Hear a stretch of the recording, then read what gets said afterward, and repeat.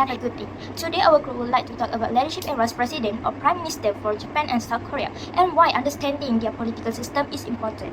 So, why we must choose the best leaders when the elections time? This is because they play a key role in maintaining stability, forming clear elections and building international relationships.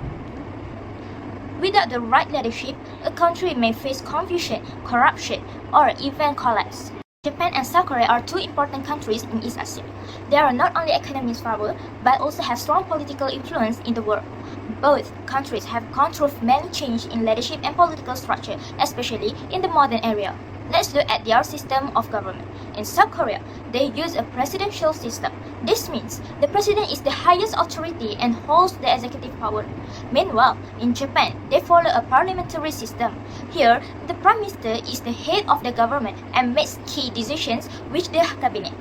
While studying these leadership eras, understanding the leadership styles of both countries is very important. It helps us to know how different political systems work, compare how president and prime minister lead their people, study how policies are made and how they impact society, and appreciate the role of leadership in national growth and international standing. Now, I will explain about the general background of South Korea, also known as the Republic of Korea. South Korea is located in the southern part of the Korean Peninsula. It is bordered by North Korea, the Sea of Japan to the east, the Yellow Sea to the west, and the Korean Strait to the south. The capital city is Seoul, and modern and densely populated city. As of 2025, the population is about 51.8 million people. Economic and technological development. Since the 2020 era, South Korea has become a global leader in technology and manufacturing. It is especially known for its automotive and electronics industries, which is the famous brands like Hyundai, Samsung, and LG. These industries has made South Korea a strong economic power in Asia and globally.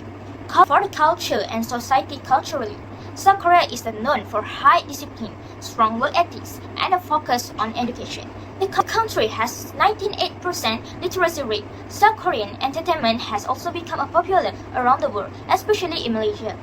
This includes about the K-pop as a Korean music, for the TV shows like we call K-dramas, and its unique for food culture.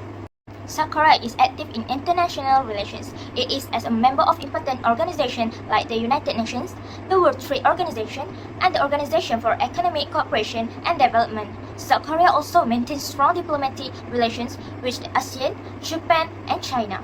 Next, I will explain the general background of Japan, a country that is very well known for its technology and discipline. Japan is located in the Pacific Ocean and is close to the Sea of Japan on the west. It is also near China, South Korea, and Russia. Japan consists of about 6,800 islands, and making it one of the largest island nations in the world. Major cities and technology. Some of Japan's most famous and fast development cities include Tokyo, Osaka, and Yokohama. The country is globally known for the Shinkansen or bullet trains, its advanced electronics, and its world-class robotics industry. These innovations make Japan one of the most technologically sophisticated countries in the world. According to data from the Japan Bureau of Statistics and Worldometer, Japan had a population of 126.1 million in the year of 2020. This makes it one of the most populous countries in East Asia. Japan is also known for its strong cultural value that emphasize politeness and good manners, discipline and daily life, respect in the communication, and punctuality or being on the time. The value teamwork and harmony in the both school and the workplace. Education for education and work culture. It is extremely important in Japan, with a literacy rate close to 100%. Their work culture is known for being flexible and very concerned about the mental health of workers. The balance between discipline and care makes Japan a unique example of modern success. And now we move to the socio-economic background of South Korea, especially around the year 2020. For population and urban living, South Korea had a population of around 51.8 million people, making it one of the most densely populated countries in East Asia. Most of the population live in major cities like Seoul, Busan, and Incheon. According to Worldometer, 81.5% of the population live in urban areas, showing how much the country depends on the big cities for development. In In 2020, South Korea was ranked the 10th largest economy in the world. The country's GDP was estimated at USD 1.62 trillion. South Korea's economy depends heavily on international trade, especially in the sectors like automobile and electronics. Impact of COVID-19. However, during the COVID-19 pandemic, South Korea's economy was also affected. In the second quarter of 2020, the economy shrank by 3.3%. Over 350,000 jobs were lost, especially in the service sector and small business. Yet unemployment in South Korea reached over 10%. Many university graduates face challenge in finding jobs that match their qualifications. This created a competitive and stressful job market, especially for the younger generation. Now we move to Japan. In 2020, Japan had a population of around 126.15 million people. One important fact about Japan is its aging population. About 30% of its citizens were aged 65 years and above. This makes Japan one of the countries with the highest elderly population in the world. Japan is known as one of the largest economies globally. In 2020, its GDP was approximately USD 5.06 trillion. This puts Japan in a strong economic position despite facing various challenges. However, the COVID-19 pandemic had a serious impact on Japan's economy. In 2020, the economy shrank by 4.8%, which was the worst downturn since World War II. This shows how deeply the global crisis affected even the world's biggest economies.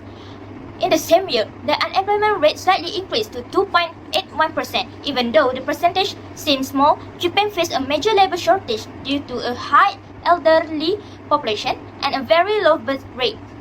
This situation creates challenges for the country's workforce and future economic growth. I will continue. My part is international acquisition and regional blocks. Let us begin with South Korea. After the Korean War and in 1953, South Korea works the reboot in nation by engaged actively in the global political and economic system. The country joined the United Nations in 1991 and has since played a role in global peacekeeping, humanitarian effort, and development mission. South Korea became a member of the World Trade Organization in 1995, which significantly contributed to its economic success through free trade and export. In addition, South Korea is a member of the Asia-Pacific Economic Cooperation, an organization that promotes regional economy integration and developments. At the regional level, South Korea engaged in trilateral cooperation with Chinese, Japan, through the Trilateral Cooperation Secretariat, a platform that supports strategic dialogues and sustainable development in East Asia. Next, we have Japan. Japan joined the United Nations in 1956 and is currently the third largest financial contributor after the United States and China. It is a member of the G7, a group of advanced industry nations that influence major global economic and security issues. Economy, Japan is very active in the international organizations such as World Trade Organization and Asia-Pacific Economic Cooperation. Through Asia-Pacific Economic Cooperation, Japan promotes trade liberalization and regional economy developments in the Asia-Pacific. Finally, Japan also participates in trilateral cooperation with South Korea and China, which aim to enhance regional political and economic cooperation among the three major powers of East Asia. Next, information about country. South Korea is one of the most developed countries in Asia, with a literacy rate close to 100% and a high competitive education system. Its economy on export, especially in the high-IT sector, like brand Samsung for the smartphone, LG for electronic, and Hyundai, Kia in the automotive industry. South Korea is famous for the Korea, which has spread in culture global through the music, film, and food, making it an effective tool of international culture diplomacy. Japan is the world's third largest economy in terms of nominal GDP and is widely recognized for its leadership in technology, robotics, and the automotive industry with brands like Toyota, Honda, and Nissan. Then Japan faces demographic issues like aging population and declining birth rate. It remains a global pioneer in innovation and patent developments. Culture, Japan has made a major global impact through anime, fashion, and traditional art, which not only preserve nation identity but also serve as powerful tool of international culture diplomacy. I will present on the topic era of the president or primary ministerial leadership and how the duration of a leader term impact national governance. First, leadership played a critical role in shaping country political, economic, social direction. President and Prime Minister are responsibility not only for policy decision but also for shaping the structure and culture of the public administration. Their personal vision and leadership philosophy influence how institutions operate. Second, in cooperative public administration, it is often noticed the leadership chains are close tied to bureaucratic chains. A new leader may push for more efficient governance or focus on popular policy to meet public demands. This shift reflects how political leadership shape the operation of the governments. Third, one of the clearest indicators of leadership effectiveness is how a government manages crisis. Whether it's economic shock or international emergency, there is ability to respond. The strength of administrative system. The leaders provide insight into how will the country adapt to such challenge in the country. Let's start with Japan Prime Minister Fumio Kishida. When he became the Prime Minister, he introduced a policy called New Capitalism to help reduce income gap and support the middle class. But soon after, his leadership faced a big problem. The public found out about the ruling party cause tied to the Unification Church and a money scandal. Because of this, Kishida's popularity went down, and he decided not to run again in August 2024. He also appointed Kazu Uda as the new central bank governor in 2023. In the foreign policy, Kishida worked closely with the United States and increased Japan's defense budget. He supported nuclear disarmament at the G9 summit in Hiroshima. He also improved Japan's relationship with South Korea and took a careful approach when dealing with China and North Korea. Some major issues during his time included inflation, a weak yen, and the political scandal. Regional threats from China and North Korea also pushed Japan to spend more on defense. Now let's talk about the South Korea former president Yoon Suk-yeol. Yoon made a several bold decisions like moving the president's office and suggesting the longer working hour. But the change was not popular. His views on gender issues and his plan to close the gender ministry caused a strong public backlash.